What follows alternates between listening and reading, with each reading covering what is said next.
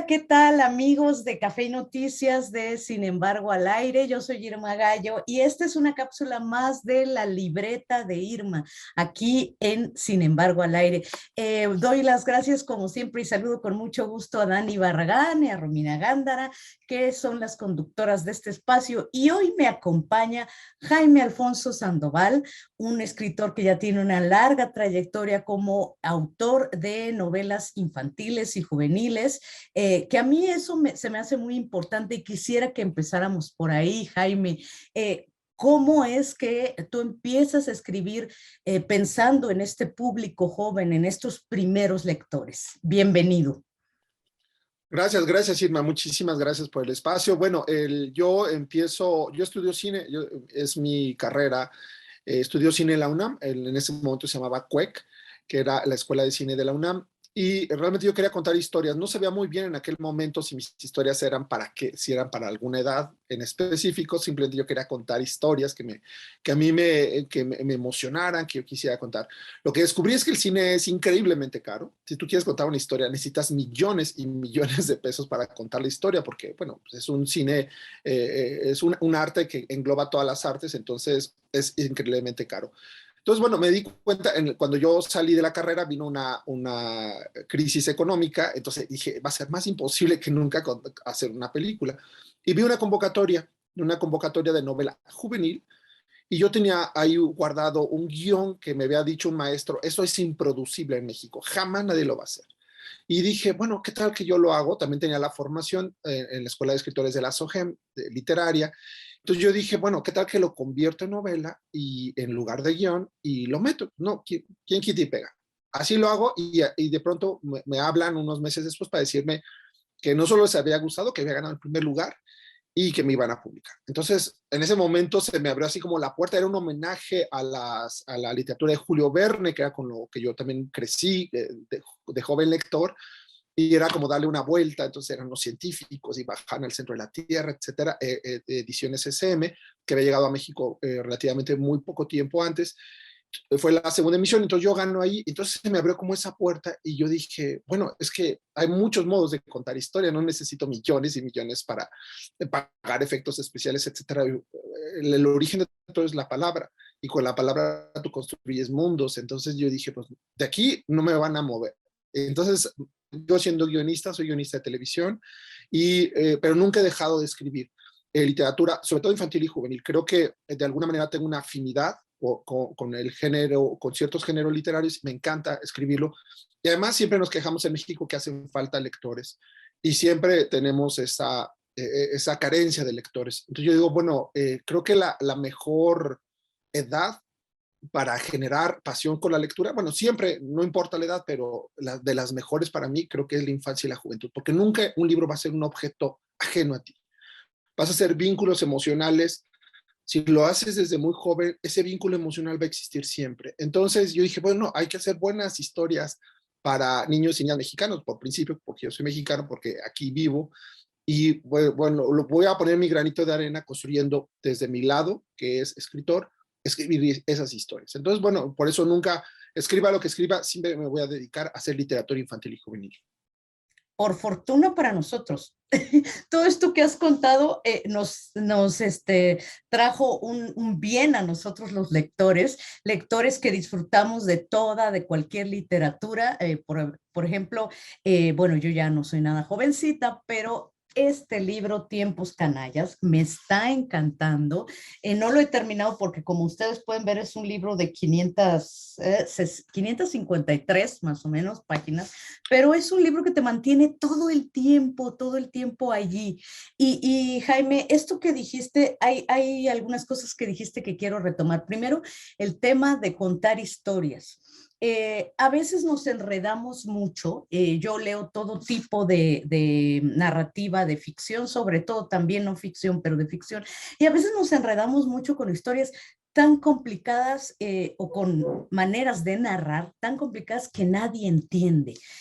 Tiempos Canallas, una de las cosas que me gustó más, que me está gustando más, es que es una historia aparentemente sencilla, pero no simple, y que te mantiene todo el tiempo ahí. ¿Cuál es el secreto de construir una historia bien contada, una historia en este caso de terror, de fantasmas, de juventud, de una pandilla de niños? ¿Cuál es el secreto de hacerlo de manera que el lector lo entienda, de tener ese respeto, creo yo, por el lector, Jaime? Sí, claro, es que realmente el origen de Tiempos Canallas era, yo quería contar una historia de un edificio encantado, pero darle la vuelta a todo el género. Entonces decía, bueno, era un edificio encantado que no solamente conserva la memoria de la gente que vivió, sino que incluso puedes ver flashazos de la gente que va a vivir o que va a pasar en el futuro. Porque entonces empecé yo a idear, por ejemplo, una especie de ciencia fantasmática en el cual yo explico todo el tipo de energías y al mismo tiempo quería hablar sobre el destierro y quería hablar sobre el exilio y quería hablar sobre la resiliencia y sobre los tiempos canallas y sobre la adolescencia. Entonces era realmente como muchos niveles de complejidad en una historia que también yo quería contar sobre la Roma, no la Roma actual, sino una Roma rota que es después de los terremotos del 85, se sitúa en el 87, que es una metáfora de una ciudad rota en un edificio roto con familias rotas que llegan a vivir ahí porque era lo más barato posible. Entonces, bueno, todo esto sí es como un nivel de complejidad. Poder enlazar todos estos temas, creo yo, por lo menos yo en mi experiencia así personal, yo digo que cuando escribes un libro, la mitad de la escritura del libro es, bueno, ¿qué quieres contar? Y la mitad es cómo eso que está en tu cabeza lo haces accesible a un lector. Porque obviamente tú puedes tener una idea increíble y en tu cabeza lo ves y dices, no, es que está maravilloso, pero ¿cómo haces accesible eso? ¿Cómo cuentas la historia? No qué cuentas, sino cómo lo cuentas. Ese es un desafío. Por eso me tardé tantos años en hacer el libro, porque es como un rompecabezas, porque son varios puntos, varios, como una caja chinas, porque dentro de una historia hay otra historia, y al final se van conectando todas. Entonces, el desafío de todos esos años que yo me tardé en hacer el libro es cómo hacer accesible y que parezca muy sencillo. Entonces, ese es el gran desafío. Lo encontré finalmente cuando yo dije, claro, van a ser cartas. Son 25 cartas escritas a una receptora que no sabemos todavía ni siquiera su nombre, que está recibiendo cartas de alguien que le dice, te voy a contar algo, tú no me conoces, no te preocupes, no me vas a conocer, pero tu existencia y la mía están enlazadas por una historia de fantasmas, pero tienes que leer estas cartas. Y puedes detenerme si no quieres, pero te empiezo a contar. Entonces empieza a llegar y el lector está acompañando a esta persona que no sabemos quién es.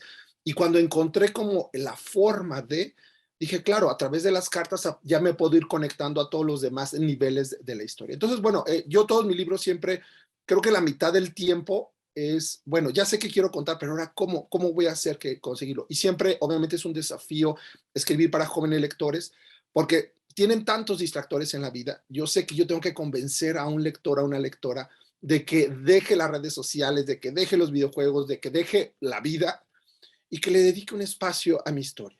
Y entonces yo digo, bueno, debo ser del mismo nivel de atención, debo atrapar esa atención y cada vez se vuelve más, el desafío es más grande. Yo empecé hace más de 20 años, no tenía esta competencia con las redes sociales y lo que te da el libro no te lo da a otro lado. Es algo, no es que sea equiparable. El libro te da otra experiencia totalmente y cuando lo sabe un lector, dice, es que esto no lo tengo en otro lado, solamente poder, esa inmersión en una historia, entrar en un libro y desconectarme de todo, eso no lo obtengo en otro lugar. Entonces, bueno, es un gran desafío y por eso yo me tardé tantos años hasta que dije, ahora sí ya sé cómo voy a conectar todas las tramas. Pues la verdad es que lo has hecho maravillosamente. Yo les digo, yo suelo no hacer entrevistas sin haber terminado el libro. Me siento que el trabajo de un autor es importantísimo y merece la mínima atención de leerlo completo. Pero bueno, es un libro de 500 y tantas páginas y a la mitad donde voy estoy emocionadísima. Me parece que lo que has hecho, no solo de creación de personajes, de esta pequeña pandilla de Diego, Requena, Conde, el papá, Teo, etcétera, los vecinos, los personajes de los vecinos son maravillosos. esta chica Emma, que es ahí, bueno, es que no quiero ser spoiler, pero bueno, Emma es un fantasma, a la mitad del libro se sabe, pero bueno, no solo quiero volver al tema de no solo la creación de personajes, sino esto que acabas de contar, Jaime, que tiene que ver con una atmósfera de una Ciudad de México destruida de 1987, de un edificio de la Roma, que está muy bien recreada, muy precisa, incluso el monumento donde está el David, el jardín este donde está el David, el lugar donde revelan los rollos ahí, la música que se oía en esa época. Diego graba sus cintas con Durán Durán, por ejemplo. Yo me sentí tan identificada y creo que tiene mucho que ver con cómo recreaste la atmósfera. Ahorita hablabas de cómo contar una historia, del tema de las cajas chinas, de las cartas, pero también creo que estos pequeños detalles son los que hacen que una historia se vuelva tan real y tan entrañable. Cuéntame de ese proceso. Tú llegaste a la Ciudad de México más o menos en esos años. Me decía Rosy Martínez, que es de prensa de Océano, que tú llegaste a la Ciudad de México más o menos a esos años. ¿Cómo fue tus primeras impresiones de la Ciudad de México y sobre todo cómo las transportas aquí a tiempos canallas? Claro, yo justo la edad de Diego que tenía en ese momento y el año donde se desarrolla la gran parte de la historia es donde era mi edad y era el año. Yo llego en 1987 a Ciudad de México a estudiar la preparatoria y mi preparatoria estaba, yo tenía que cruzar todos los días, bueno, de lunes a viernes, toda la colonia Roma para irme a mi preparatoria que estaba cruzando Insurgentes. Entonces yo cruzaba todos los días, cruzaba la Roma y era una Roma hermosa y al mismo tiempo tristísima, porque todavía, me acuerdo que había muchísimo miedo de la gente que seguía viviendo ahí y todavía podías ver, y duraron años, departamentos despedazados, destruidos, algunos nada más los cercaron, quitaron algunos que se habían derrumbado incluso sobre las avenidas. Sabías todas estas historias terribles de gente que había sobrevivido, que había muerto, que había quedado atrapada, etcétera. Y fue de los barrios más golpeados.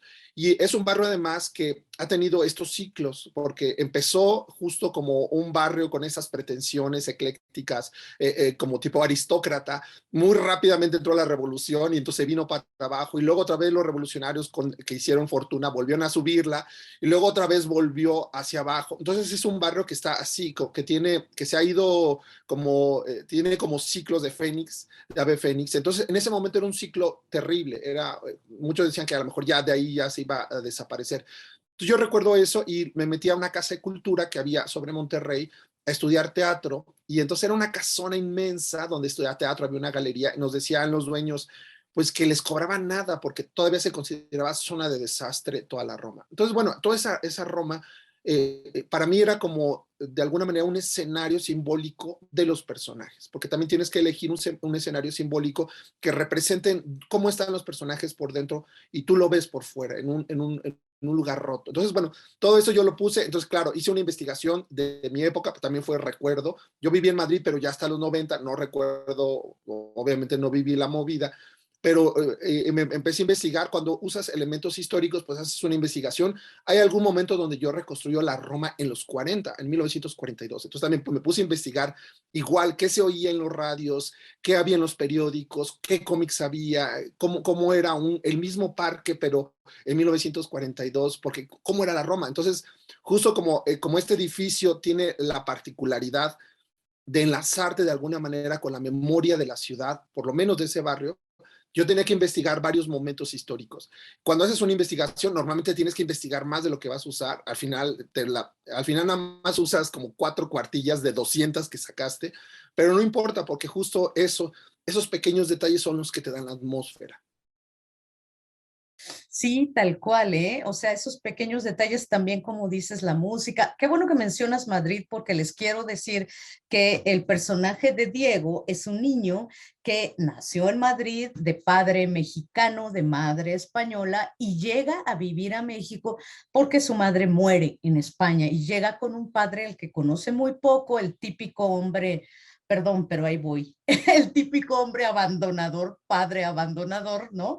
Y ni modo, tiene que quedarse con su padre y llega a este edificio, el Begur, en la colonia Roma, que también es como todo esto que nos has dicho, Jaime, como el reflejo de todo lo roto que está, no solo en la ciudad, sino en los personajes.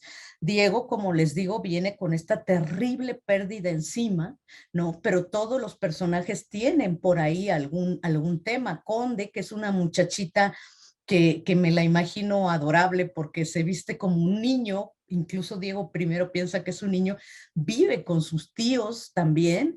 Hay algo siempre roto en los personajes que se refleja en este edificio. Les voy a enseñar la portada en este edificio, que además la portada es divina, bueno, la edición es muy bonita. Pues yo te agradezco mucho, mucho, Jaime. Te agradezco mucho la lectura que estoy haciendo, que la estoy disfrutando mucho, y sobre todo estos minutos para, sin embargo, al aire. Muchas gracias, de verdad. Muchísimas gracias por el espacio y bueno, todos los que quieran darse un paseo al Begur son bienvenidos, fantasmas, espectros y yo mismo los estaré esperando.